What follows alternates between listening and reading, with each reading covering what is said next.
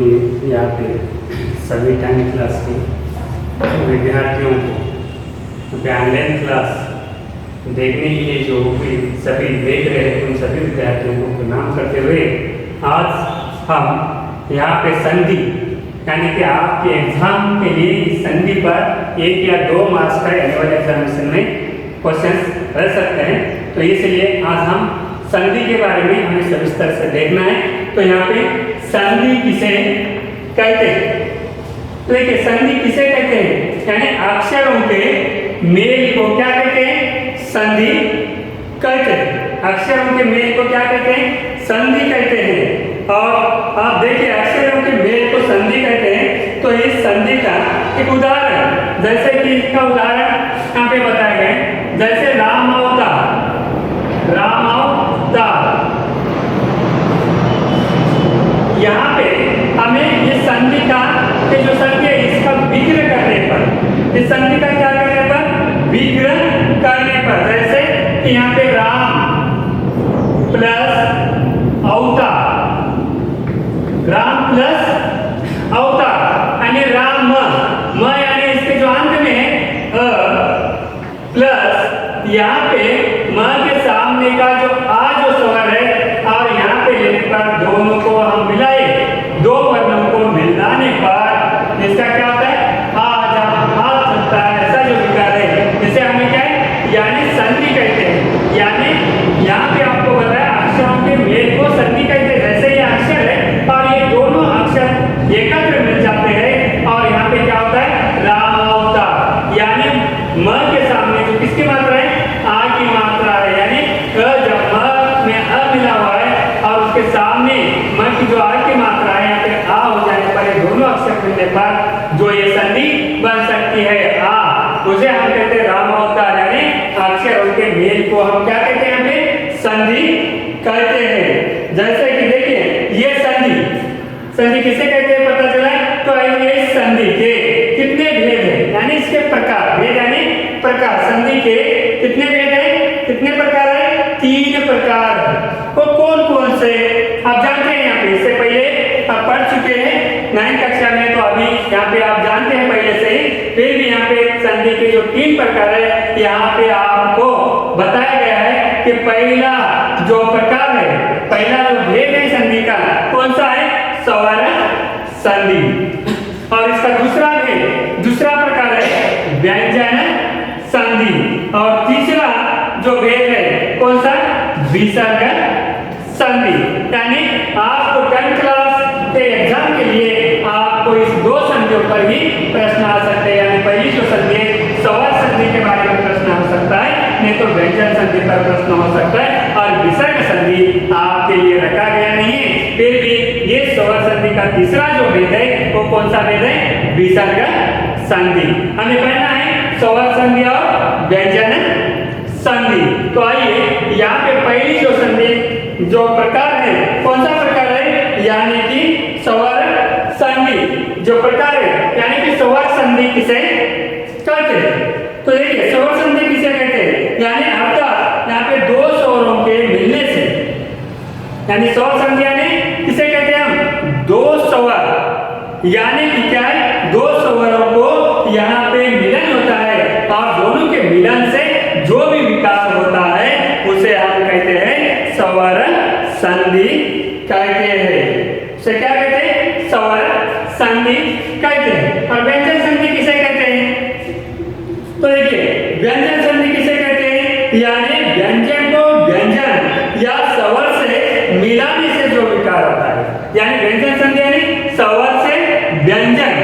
देखिए यानी व्यंजन से व्यंजन को मिलाने पर जो विकार होता है उसे हम व्यंजन संधि कहते हैं। मगर स्वर संधि में क्या है? स्वर से स्वर ही मिलाने से जो विकार होता है उसे स्वर संधि। और व्यंजन में ऐसा नहीं, स्वर से व्यंजन या व्यंजन से व्यंजन मिलाने से जो विकार होता है उस विकार को हम क्या कहते हैं? व्यंजन संधि कहते हैं। और विसर्ग संधि किसे कहते हैं? यानी विसर्ग के मिलने से, यहाँ पे किसके मिलने से? विसर्ग के मिलने से जो विकार होता है उसे हम कहते हैं विसर्ग संधि। तो आइए तो देखिए यहाँ पे मालूम कर लेना है। तो देखिए यहाँ पे जो तख्ता है, आपको तख्ता मालूम होने के बाद पता चलता है। जैसे कि यहाँ पे सवर, क्या है सवर, देखिए यहाँ पे जो वर्ण है और ये वर्ण में ये कौन सा है, तो वर्ण है ये सवर वर्ण। और देखिए यहाँ पे व्यंजन, यहाँ पे व्यंजन, और यहाँ पे स्वर में जो मूल या ह्रस्व, यहाँ पे क्या है मूल या ह्रस्व, मूल या ह्रस्व,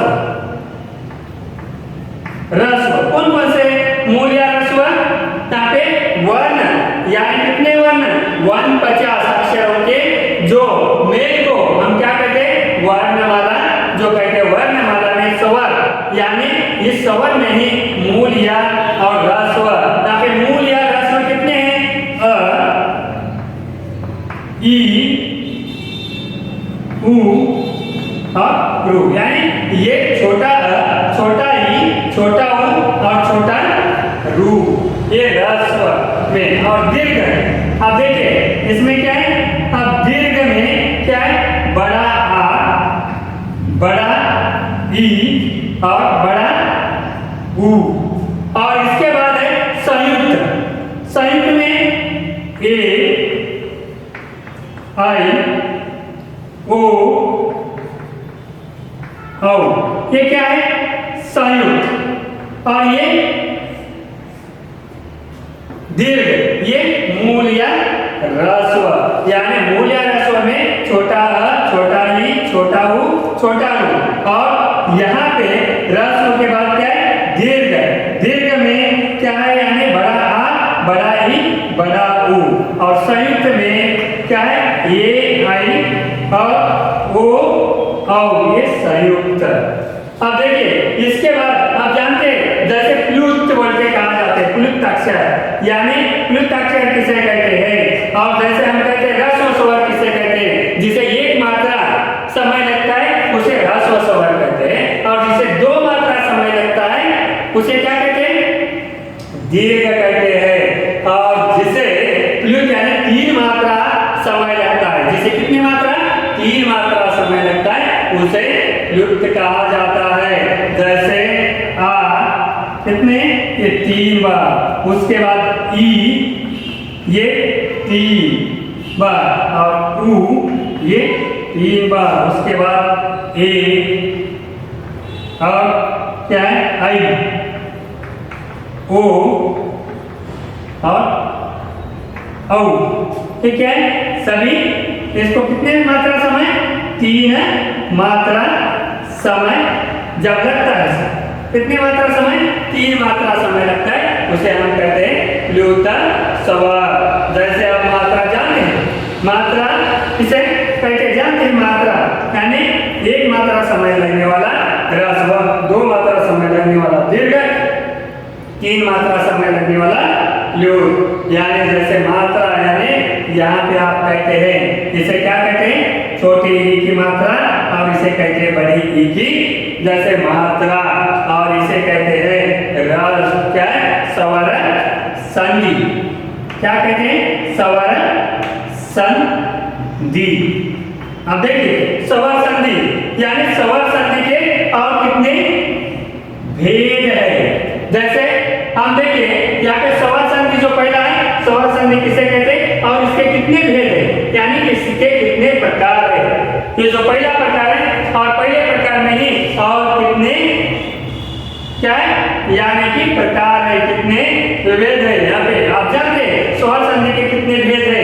आप देखिए पहला भेद कौन सा है दीर्घ संधि, पहला भेद दीर्घ संधि, और दूसरा गुण संधि, दूसरा क्या है गुण संधि, और तीसरा है वृद्धि संधि, तीसरा है वृद्धि यानी संधि। अब देखिए तीसरा है वृद्धि या फिर संधि, और चौथा है यन संधि, चौथा है यन संधि, और पांचवा है आयादी संधि। पांचवा कौन सा है आयादी संधि। यानी कि ये स्वर संधि के ये भेद है। स्वर संधि के कितने भेद है? ये नंबर 1 दीर्घ संधि और नंबर 2 मूल संधि, नंबर 3 वृद्धि संधि, नंबर 4 यंग संधि और नंबर 5 आयादी संधि। अब इसके बाद आइए स्वर संधि के ये प्रकार। स्वर संधि के कितने प्रकार? ये 5 प्रकार इस तरह, यानी कि ये मूल या ह्रस्व यानी और दीर्घ और ये संयुक्त और ये प्लूत, ये है स्वर संधि। अब इसके बाद आइए व्यंजन संधि में व्यंजन अक्षरों को हमें प्राप्त करना है, यानी स्वर संधि में यहाँ पे स्वरों को हमें पता कर लिए है, तो व्यंजन संधि में हमें व्यंजनों को पता करना है। तो व्यंजन के कितने प्रकार है? अब देखिए पहला जो है इसमें व्यंजन में क्या है? स्पर्श। पहला क्या है? स्पर्श अक्षर। अब स्पर्श कौन सा है?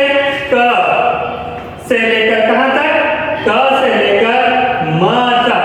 क से लेकर यहाँ पे म तक। यहाँ पे आपको अक्षर अगर लिखते गए तो क, ये क्या है? ख और ये ग और ये घ और ये न, और उसके बाद च और ये च होने के बाद छ और ये ज और ये झ और ये य। उसके बाद ट ट ठ ड ढ और इसके बाद ये न, और उसके बाद त थ द ये ध और ये न।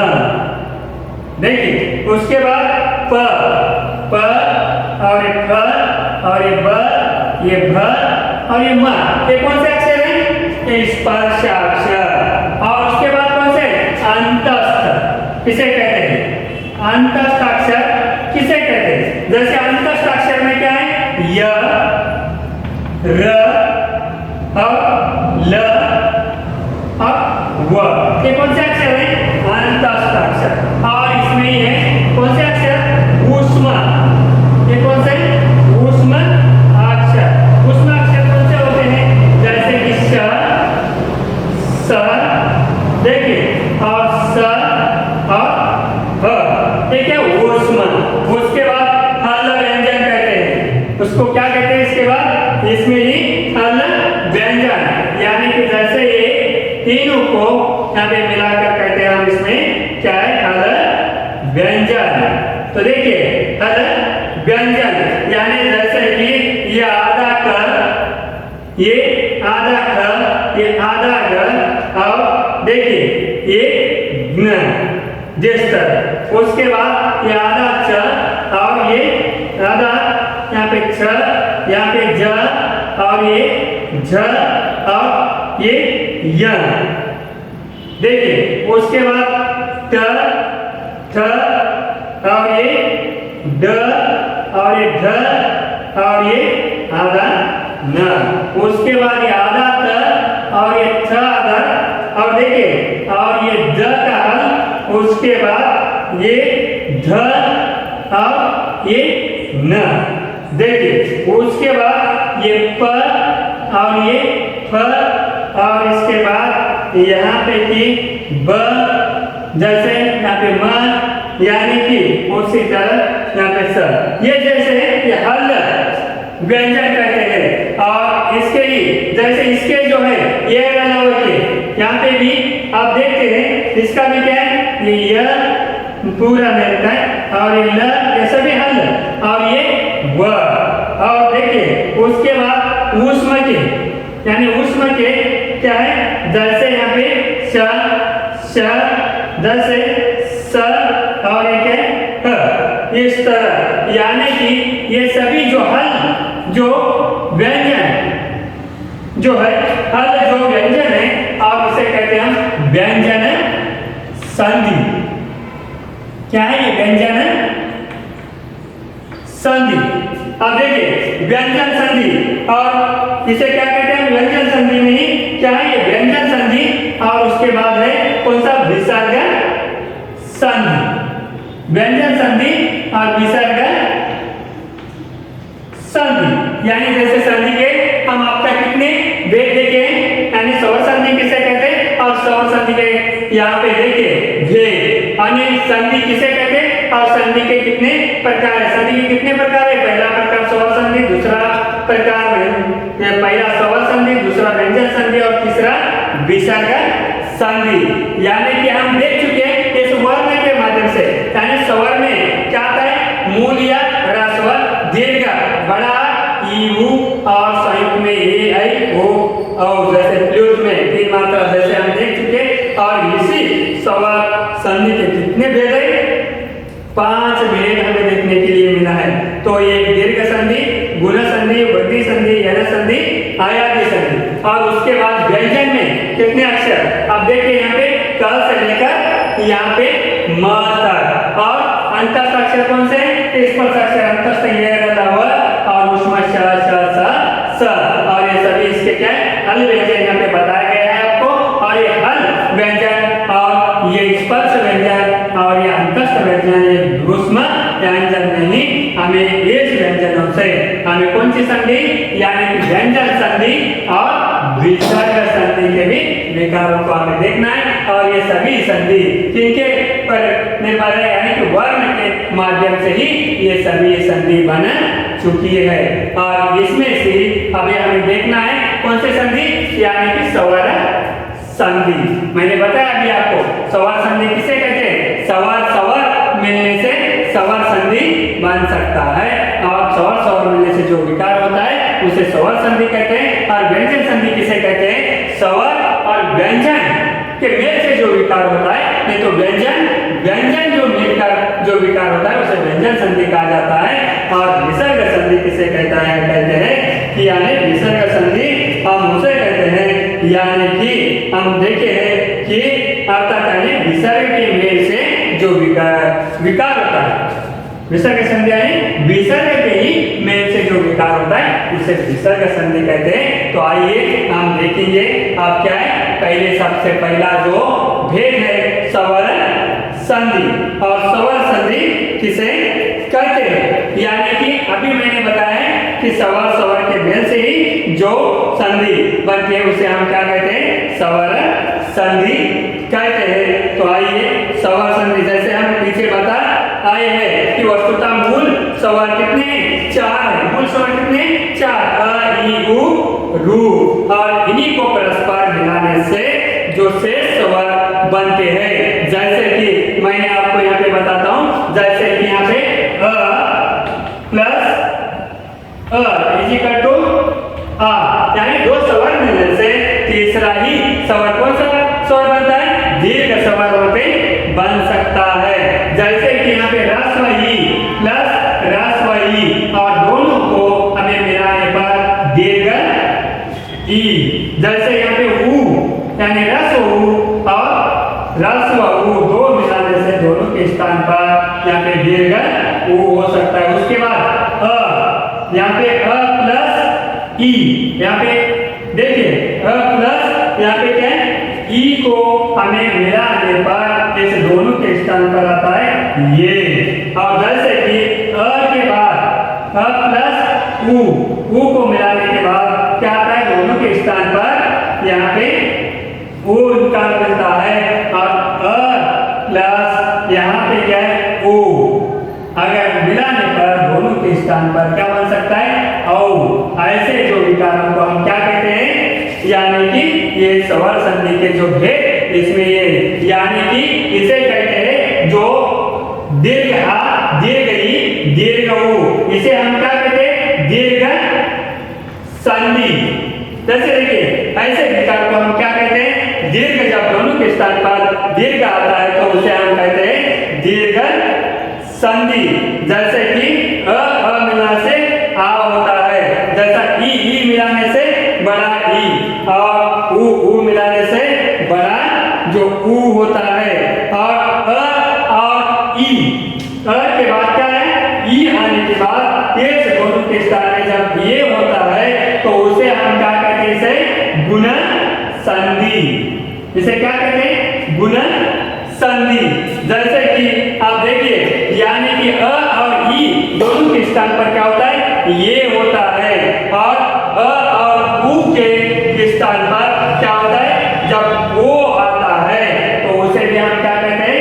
गुण संधि। गुण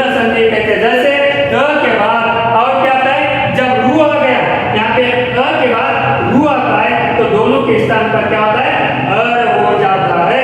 उसे हम क्या कहते हैं, जैसे यहाँ पे अ प्लस यहाँ पे छोटा रू, तो दोनों के स्थान पर क्या होता है, अ जब होता है तो उसे भी हम कहते हैं गुण संधि। यहाँ पे ये क्या है, दीर्घ संधि के विकार, बड़ा आ बड़ा ई बड़ा ऊ के दीर्घ संधि। जब भी किसी भी दो अक्षर स्वर अक्षरों के मेल से जो ये यहाँ पे बड़ा आ ने दो या बड़ा ई या बड़ा ऊ ऐसे जब विकार आते हैं तो उसे हम क्या कहते हैं, दीर्घ संधि कहते हैं। यानी दीर्घ संधि किसका पहला प्रकार है, स्वर संधि का पहला प्रकार। और स्वर संधि का दूसरा प्रकार है, जैसे अ के बाद क्या आना है, ई, यहाँ का दोनों के स्थान में ये होता है, ऐसे विकार को हम गुण संधि कहते हैं। और अ के बाद जब वो आता है तो जब इस दोनों के स्थान पर वो विकार दिखने के लिए मिलता है तो उसे भी हम कहते हैं गुण संधि।